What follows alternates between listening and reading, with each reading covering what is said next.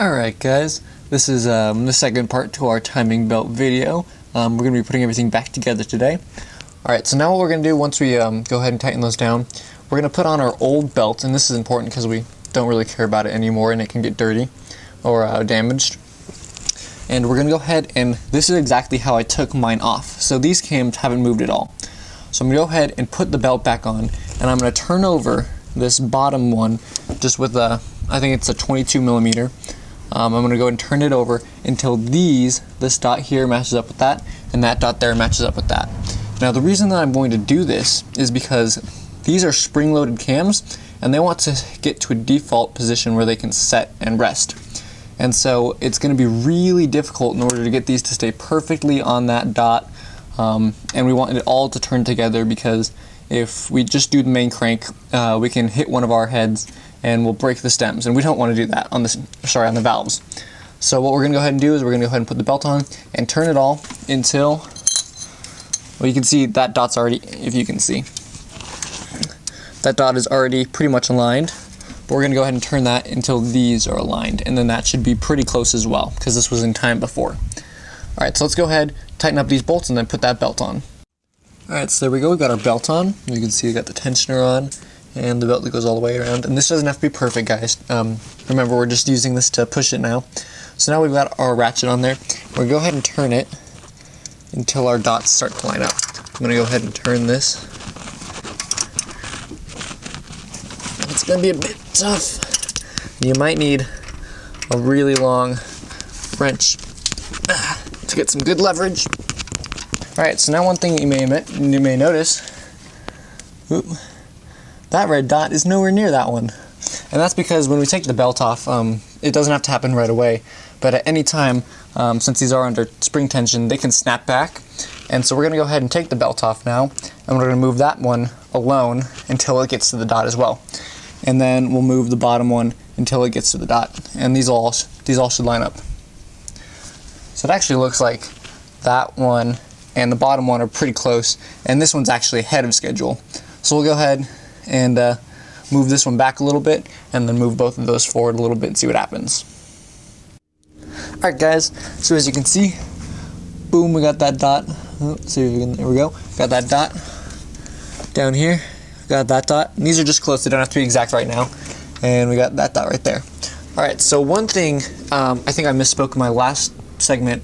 I said that this one is springed in the middle. This is actually in no tension right now, so it's sprung to that spot, so we're good right there. This is the one that is kind of stuck on a spring. It's like at its most peak when it's pushing a spring down, and so it'll spring really easily forward or backwards. So what I had to do is, I was trying to turn that bottom one into TDC. That's what these red dots are called. It has to do with the timing for the first cylinder or something. Anyway, so I was trying to turn that, and one of the valves was hitting on this one. So I had to turn it forward, let it go forward. We were able to turn that into spot. And then I have this. We had to fabricate this. I actually made this when I was taking apart my fuel tank in order to get that plastic ring off of it. And it actually fits really well in between the sprocket spokes like this. So I went ahead and stuck that in on that one at least. And then in there, I got this metal bar, and I stuck it in between and then was able to turn it back. I highly recommend doing a timing with 2 people at least. It makes it so much easier. So I had my dad come help me, and we were able to get that. He held this and make sure it didn't spring forward or anything. Oops, sorry, kind of out of focus. This is my old timing belt I have here. Like I said, this is just in order to destroy this one if we need. It doesn't need to be pristine like the new one. Anyway, so we got that all in order. So now we're all in TDC. So now what we're going to do is on our timing belt. And your timing belt should look like this. It should have, let's see if we can see. Don't really have a lot of light here. Let's move over here. Alright, if you can see that, there's a line. There's a vertical line that goes through there. Now that vertical line is going to line up with those dots that we just discussed, the TDC dots. So whenever you're putting timing belt on, you want the letters to face towards you, so to the front of the car, so you can see them. And then you're going to line these up. So we got one line here, we got a line there, and those will most likely go on top. And then down here, we've got another line. Yeah, you guys can see that pretty well. So those are all the lines that are going to line up with those dots. So now what we're going to go ahead and do is put this on, and I'll give you a quick little specifications. So between this dot and this dot, there should be 40 teeth in the timing belt. And if you get these lines lined up correctly, it'll be fine. But yeah, so the line is actually in between teeth, so it's going to be on top of this tooth right here, where the line is. So you're going to have to turn that forward a little tiny bit in order to get it lined up, as you can see. And we're going to do that on all of these. So if we have 40 up there, and then we have complete tension, and we want all the tension to be over here where the tensioner is, or all the slack, sorry. And then we'll have it all good, and as long as all the lines line up, we'll be fine. So we're going to go ahead and do that. And remember guys, if at any point in this process you think you made a mistake, always go back and restart. It's always better to have to waste your time than it is to have a broken engine because you broke a head valve. So we'll go ahead and put that on now, and then once that's all on, we'll go ahead and go over tension, and then we'll torque down our bolts, and I'll show you how to do that. Alright, so before we put our timing belt on, and you can see I've already done this, I forgot to make this step, so I'm going to go ahead and film it now. Before we do this, we're going to want to go ahead and torque down our top cam shafts right here.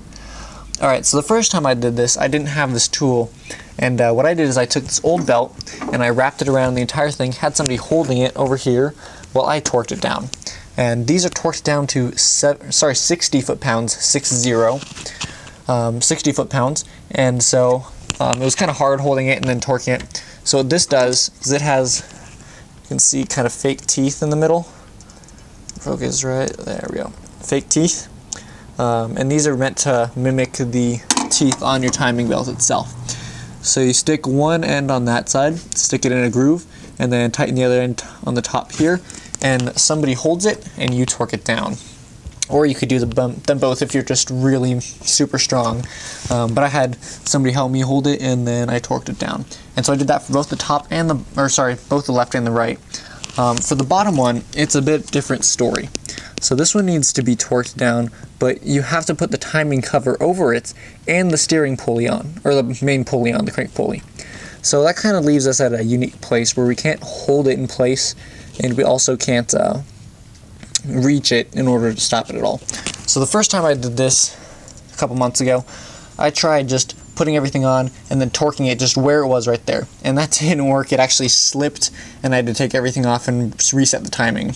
So I definitely don't recommend ever doing that. Now if you have a manual car, this is actually really easy because you can just stick it in gear and then it won't move because it's connected to the wheels. And the manual says to stick it in 5th gear for that. But if you have an automatic like me, it kind of makes a unique challenge. So I'll go ahead and show you what I plan on doing. And a quick note guys, I rented this from AutoZone.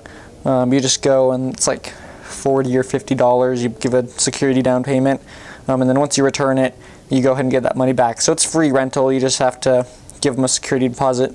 Other than that, you can get this at an AutoZone. You could probably get one on Amazon. This one's made out of plastic, and I thought it probably wouldn't work very well. I thought it would break, but it actually worked well, and you want one with plastic teeth. You don't want one with metal teeth, because if it slips on your cams, then it will scratch them, and that's no bueno.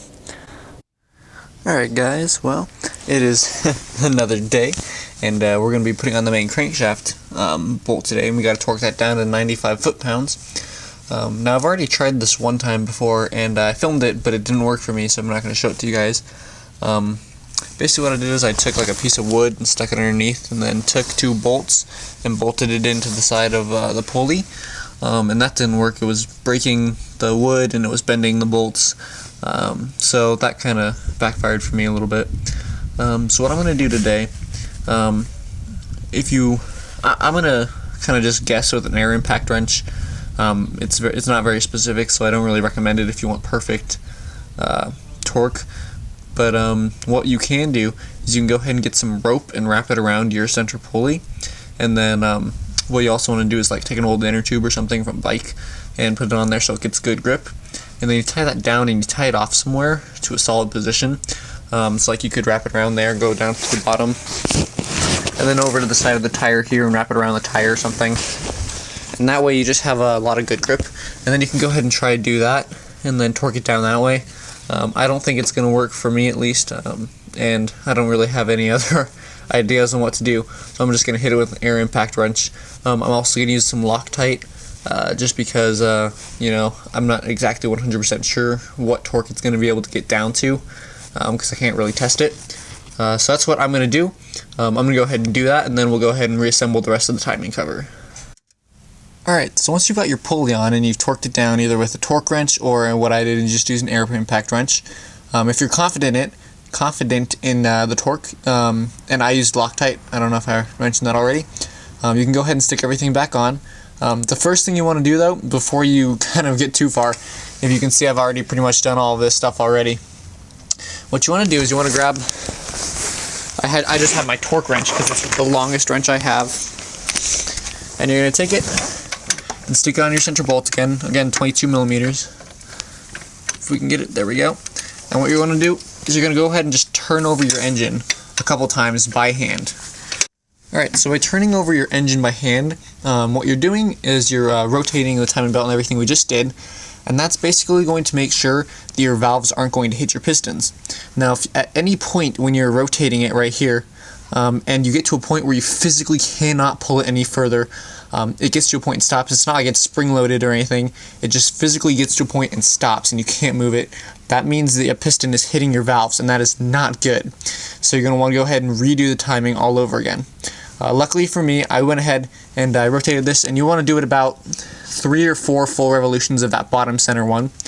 And I haven't hit anything, so I'm good in that department.